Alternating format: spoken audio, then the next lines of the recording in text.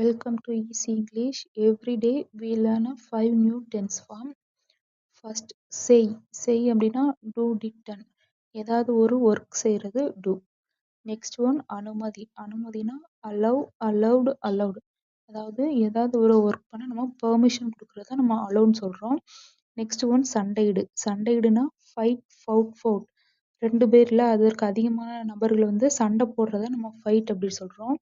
Next one வந்து சேர். வந்து சேர் அப்படின்னா அரைவ், அரைவ்டு, அரைவ்டு. அதாவது வெளி இடத்துல இருந்து நம்ம வீட்டுக்கோ இல்லை நம்ம இருக்கிற இடத்துக்கோ வர்றதை நம்ம அரைவ்னு சொல்லுவோம்.